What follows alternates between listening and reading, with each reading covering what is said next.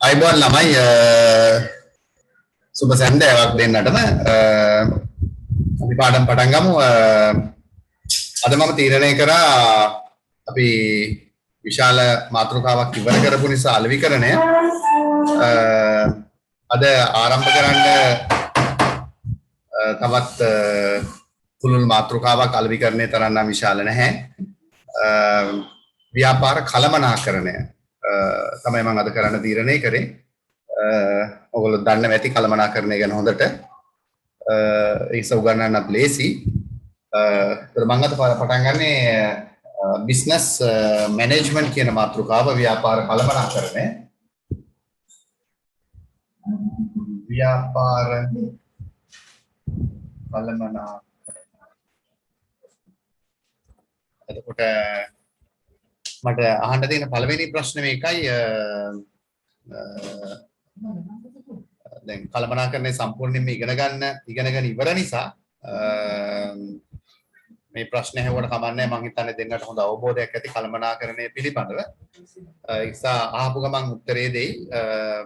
දැන් කළමනාකරණය වගේ දෙයක් ඇයි අපි අධ්‍යයනය කරන්න ඕනේ ඉගෙන ගන්න ඕනේ කියන එක මම ඇහුවොත් ඔයගොල්ලන්ගෙන් ඇයි අපි කළමනාකරණය ඉගෙන ගන්නෙ? තේරුමක් තියනවද කළමනාකරණය ඉගෙනගෙන? එතකොට මම ඇත්තටම එතකොට අහන්නේ කළමනාකරණය වගේ විෂයක් අපිට අවශ්‍ය වෙලා තියෙන්නේ ඇයි කියලානේ. එතකොට කළමනාකරණයේ අවශ්‍යතාවය පැන නගින්න හේතු කීපයක් තියෙන්න පුළුවන්. මම කැමතියි ඔයගොල්ලන්ගෙන් දැනගන්න කළමනාකරණය වගේ විෂයක් ඇති වෙන්න ප්‍රධානම හේතුව මොකක්ද කියලා ඇහුවොත්. කළමනාකරණය වගේ දෙයක් අපි අධ්‍යයනය කරන්න විෂයක් ඇති වෙන්න ප්‍රධානම හේතුව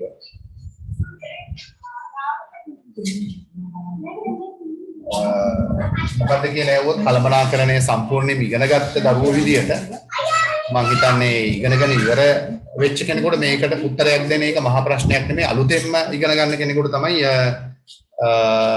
මේකට උත්තරයක් දෙන්න අමාරු. ඒක නිසා ඔය දෙන්න හොඳට අත්දැකීම් තියෙන දෙන්නේ.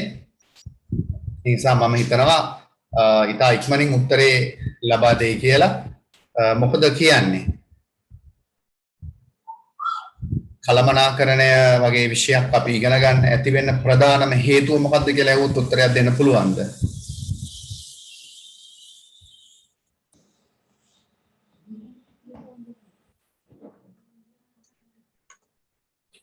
භාග්‍යගේ අදහස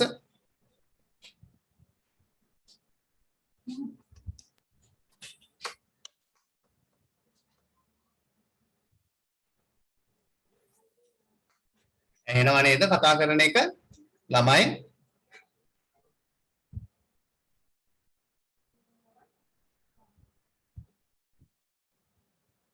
ළමයි එහෙනව නේද කතා කරන එක?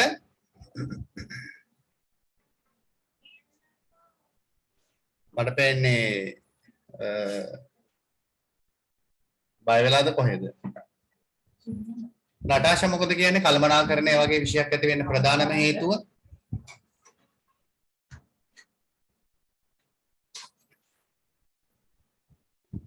සංවිධානයක අරමුණු කාර්යක්ෂමව සඵලදායීව ඉටු කරගන්න මේ කළමනාකරණය කියන එක ගොඩක් වැදගත්. ඒක කාර්යක්ෂම ඔය අරමුණු ඉටු කරගන්න තමයි කළමනාකරණය ඕනේ. ඉතින් ඒකට යන්න තමයි ඒ කියන්නේ අරමුණු කාර්යක්ෂම සහ සඵලදායී ඉටු කරගන්න තමයි කළමනාකරණය ඕනේ. එතකොට ඇයි මේ අරමුණු ඉටු කරගන්න ඔච්චර තටමන්නේ? කාර්යක්ෂමව හා සඵලදායී ඉටු කරගන්න ඇයි ඔච්චර දඟලන්නේ? එතන තමයි උත්තරේ තියෙන්නේ. නිකම්ම අරමුණු වලට යන්න අමාරුයිනේ. හරිම උත්තරේ හම්බුන්නේ නැහැ. ඒ අරමුණට ගෙඩියන්න තමයි කළමනාකරුවෝ try එක දෙන්නේ. මම කිව්වොත් එහෙම හරි කියලා ඔයගොල්ලෝ විශ්වාස කරන්න ඇති. නේද? ව්‍යාපාරයක අරමුණු කරා කාර්යක්ෂමව සහ සඵලදායීව ගමන් කරන්න තල්ලුව දෙන්නේ කළමනාකරුවෝ. මේ එතකොට එතන තියෙන පුංචි දෙයක් ප්‍රධාන හේතුවක් කළමනාකරණය අවශ්‍ය වෙන්න. ඒ කියන්නේ මේ අරමුණට යන්න ලේසි නැහැනේ. මේ අමාරුවෙන් යන්නේ. එතකොට අර ප්‍රධානම හේතුව කළමනාකරණය ඇති වෙන්න.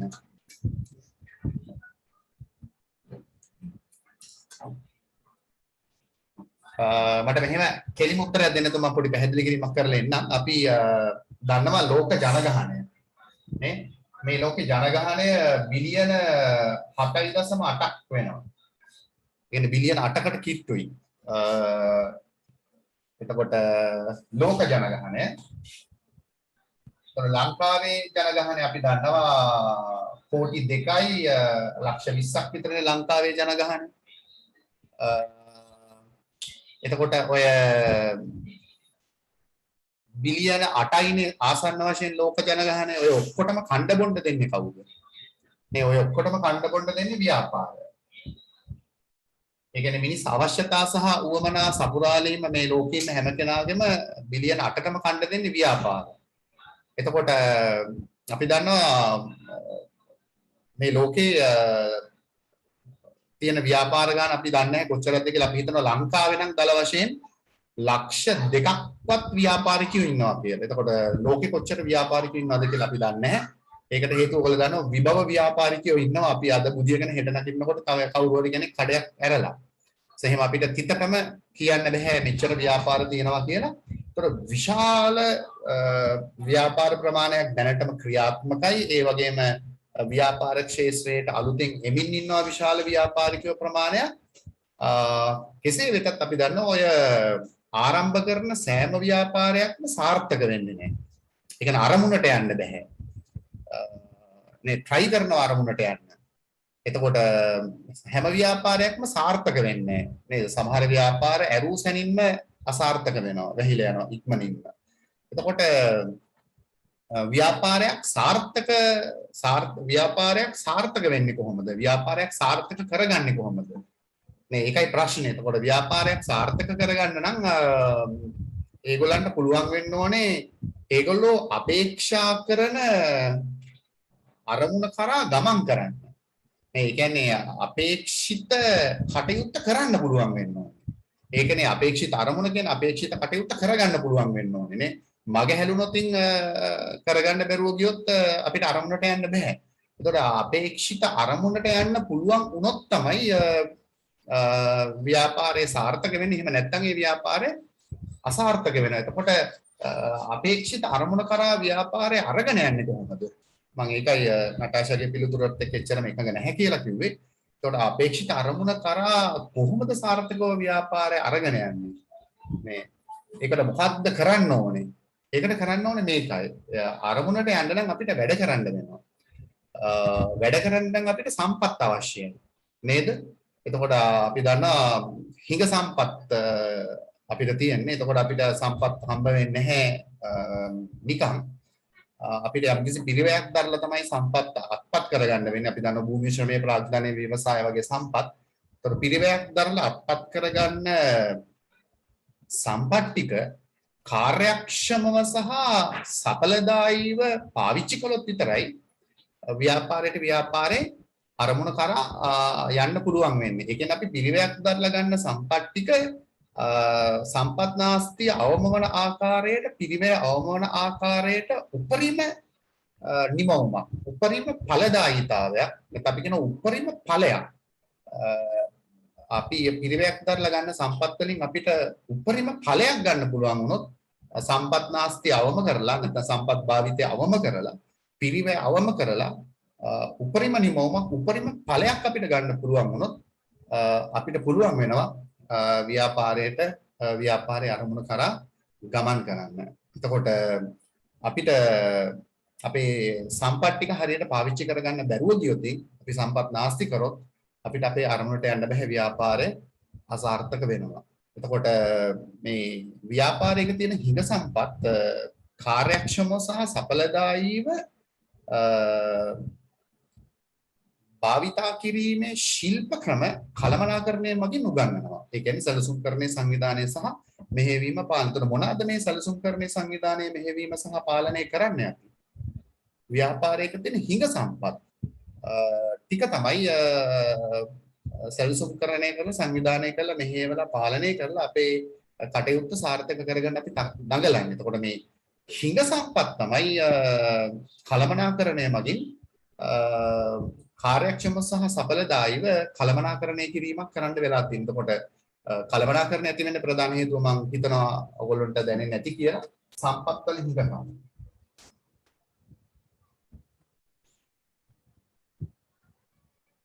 මේ හිඟ සම්පත් නේද ඔයගොල්ලෝ දන්නවා කාර්යක්ෂමතාවයකින් යුතුව කාර්යක්ෂමතාවය කියන වචනේම තේරුම දන්නවනේ. සම්පත් භාවිතය අවම කර නේද උපරිම නිමෝමක් ළඟා කර ගැනීම සඳහා කටයුතු කිරීම තමයි අපි කියන්නේ කාර්යක්ෂමතාවය කියලා. නිර්වචනය පැහැදිලිවම කියනවා කළමනාකරණේ නේද හිඟ සම්පත් කාර්යක්ෂමතාවයකින් යුතුව සැලසුම් කිරීම සංවිධානය කිරීම මෙහෙයවීම පාලනය කියන්නේ කළමනාකරණය. ඒතර කළමනාකරණ ශිල්ප ක්‍රම පාවිච්චි කරන්නෙම හිඟ සම්පත් කාර්යක්ෂමතාවයකින් යුතුව භාවිතා කරනවා.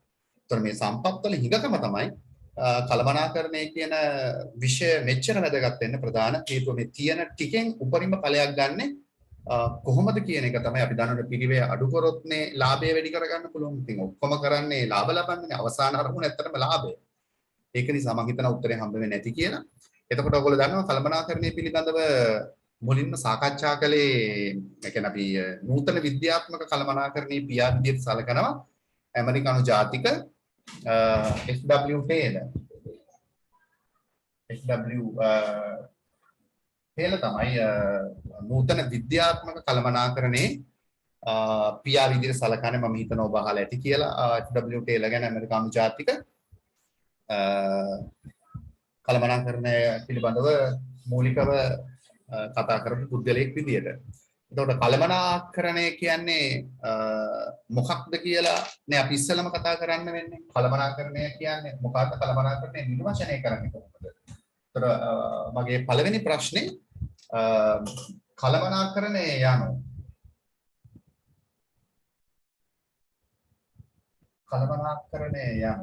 එතකොට කළමනාකරණය නිර්වචනය කරන්න අපිට කාරණා කීපයක්ම දැනගන්න වෙනවා. විවිධ නිර්වචන ඉදිරිපත් වෙලා තියෙනවා. එතකොට අපිට නිර්වචනයක් හදාගන්න වෙනවා කළමනාකරණයට. එතකොට දැන් අපි දන්නවා අපි කළමනාකරණය නිර්වචනය කරන්නේ කළමනාකරණයට අපි ඉංග්‍රීසියෙන් කියන්නේ මැනේජ්මන්ට්.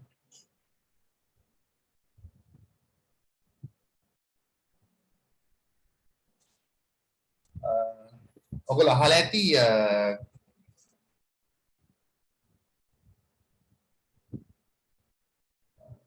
ඩාව ගැන. ඩාව කියන පුද්ගලයා කළමනාකරණය නිර්වචනය කරලා තියෙන්නේ කොහොමද කියලා මම හිතනවා ඔයගොල්ලෝ අහලා ඇති කියලා. ඊටම ලස්සන නිර්වචනයක් ඩාවගේ තියෙන්නේ. ඩාව කියනවා මෙන්න මෙහෙම. එයා මේක කඩනවා මෙන්න මෙහෙම. මෙන්න මේ වචනේ මැනේජ්මන්ට් කියන වචනය නේ MANAGE manage MEN men සහ key කියන එක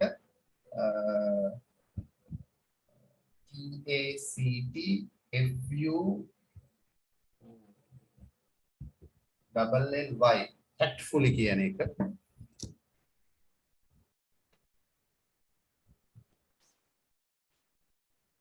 එතකොට මැනේජ්මන්ට් කියන එකේ මේ කොටස් ටික කඩාගත්ත විදිහ මම පෙන්නුවේ.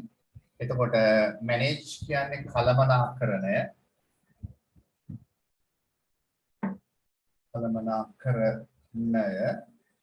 මෙන් කියන්නේ මිනිසුන්. ටැක්ට්ෆුලි කියන්නේ උපායශීලීව.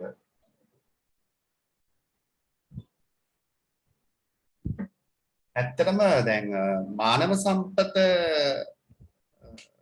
සහ භෞතික සම්පත් ටික එකතු කරන එක තමයි ඇත්තටම කළමනාකරණයෙන් සිද්ධ වෙන්නේ නේද?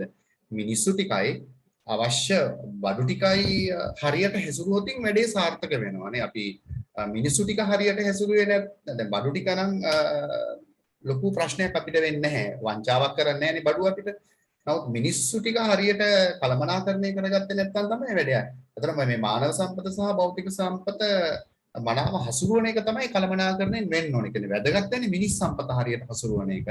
එතකොට ඇත්තටම වැඩේ සාර්ථක වෙනවා. එතකොට ඩාවගේ අදහස ගොඩක් වෙලාවට ඒ පැත්තට තමයි කියවෙලා තියෙන්නේ.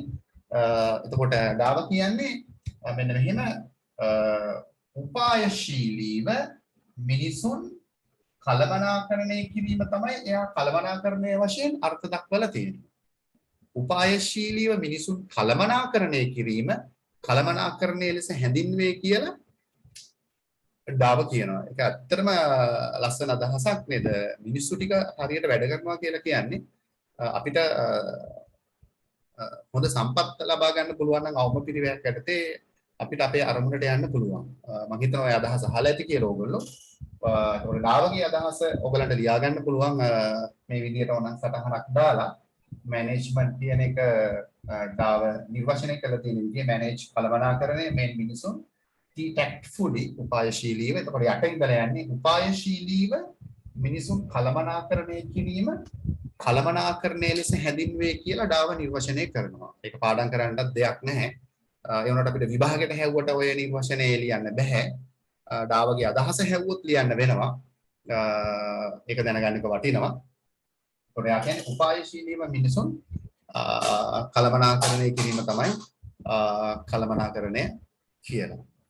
එතකොට අපි තව කෙනෙක්ගේ අදහස බැලුවොත් ඔයගොල්ලෝ එයා ගැන අහලා ඇති මේගොල්ලෝ හරිම ජනප්‍රිය අය කළමනාකරණය සම්බන්ධයෙන් අපි පොත් කියවුවොත් මේගොල්ලන්ව මිස් වෙන්නේ නැහැ කවදාවත්. මේගොල්ලෝ ඉන්නවා. මේගොල්ලෝ ලෝක ප්‍රසිද්ධ පුද්ගලයන් කළමනාකරණය සම්බන්ධයෙන් අර්ථ දක්වපු බෝඩ් එක නම් මැකුවා ලියාගත්තද කියලා අහන්න අමතක වුණා.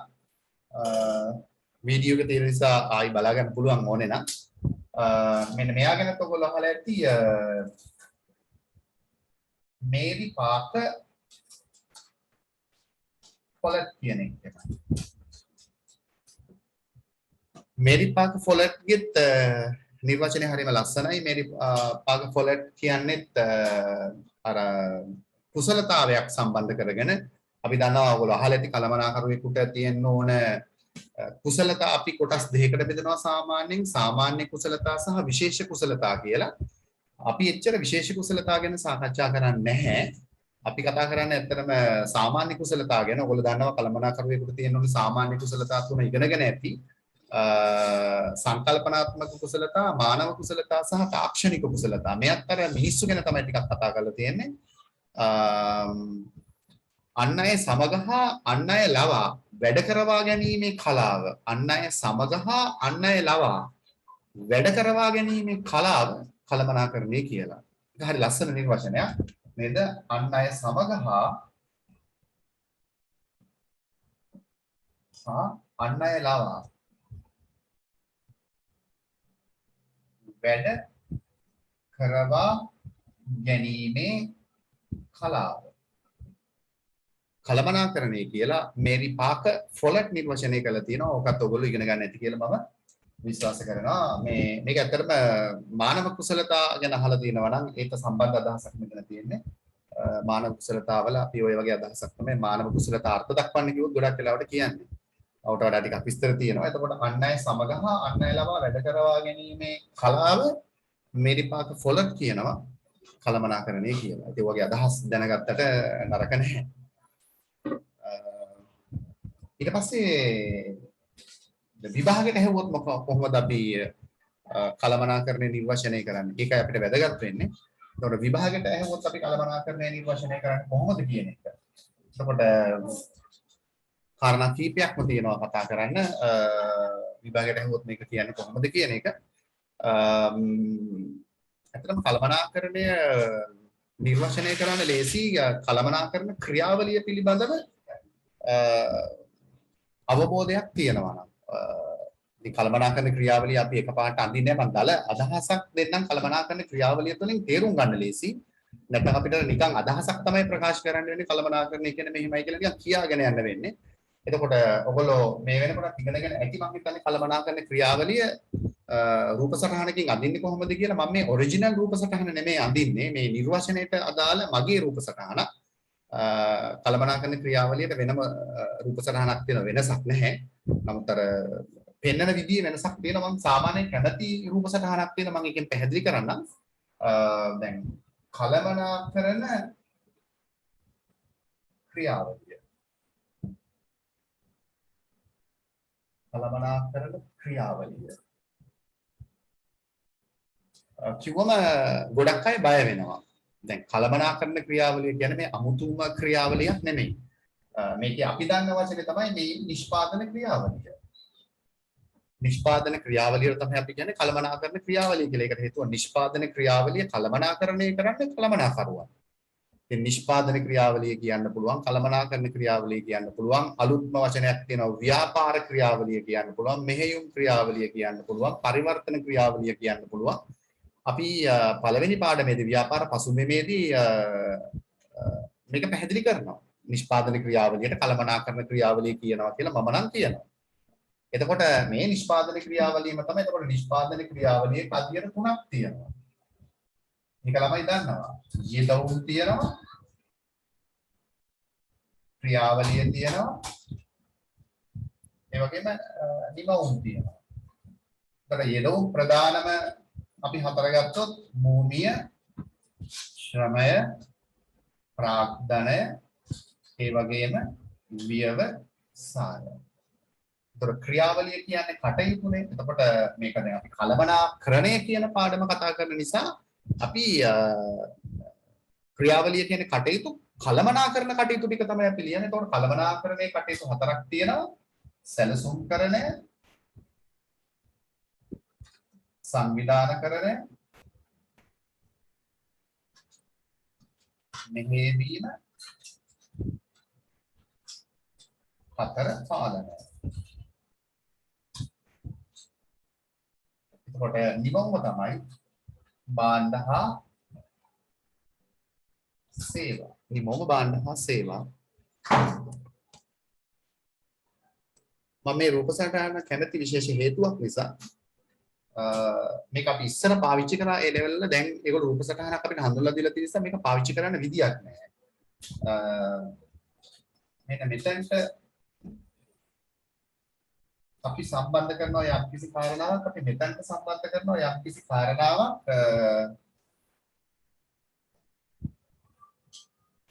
ඔයගලන්ට පුළුවන් මෙතනට මේ සම්බන්ධ වෙන කාරණා දෙක කියන්න.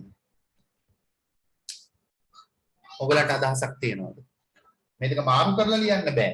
මාරු මෙතන ලියන එක මෙතනට ලියුවොත් ඒක ඇත්තටම වැරදි. දන්නවද කාරණා දෙක? මෙතන ලියන කාරණාවයි මෙතන ලියන කාරණාවයි ඉතා අතිශයින් ජනප්‍රිය කාරණා දෙකක්.